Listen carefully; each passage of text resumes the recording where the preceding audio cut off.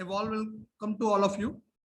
Now we would like to have a discussion on new topic that is called binding site prediction, and that too again I am going to introduce you with one more web server. So this web server again it contains okay. So let us go to the web server. It's again from the Boston University, which let's directly go to that software of interest. So here we will just predict the active site of those proteins which are not available in the protein data bank. So let us go to such proteins. So now I am going to 1TNF. So if you see this protein, this is a native protein without any ligand. So let us see, is there any ligands in its active site? So there are no ligands. You have simple protein structure deposited.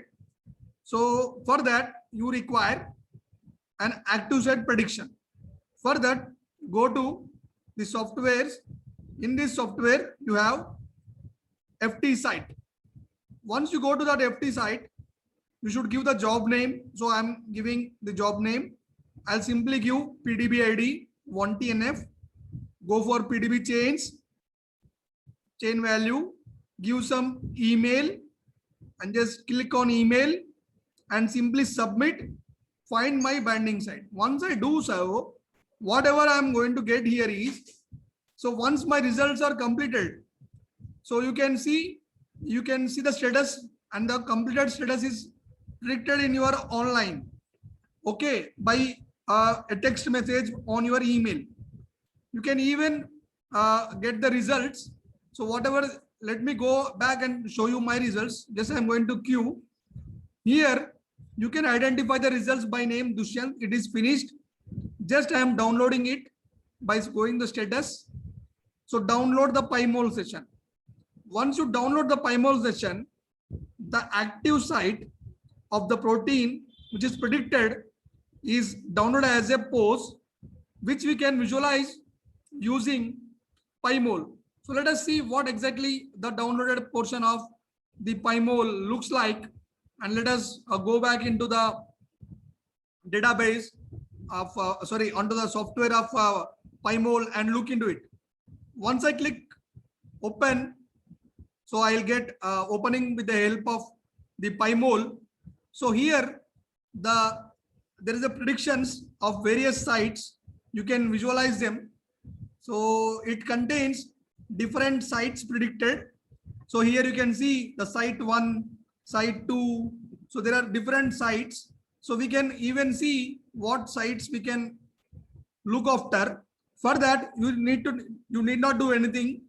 Go for display sequence. Now you got some sequence displayed, and display sequence mode. Simply select residue names. Now once you see here, the residue names are well defined. That is, your active site should contain this tyrosine 59, glycine 153, tyrosine 119, tyrosine 151, tyrosine 59. These are the active sites. That means you should perform site specific docking using these residues as your active site. So this is one of the best mode of web server which uses the some algorithm to predict the active site of a protein.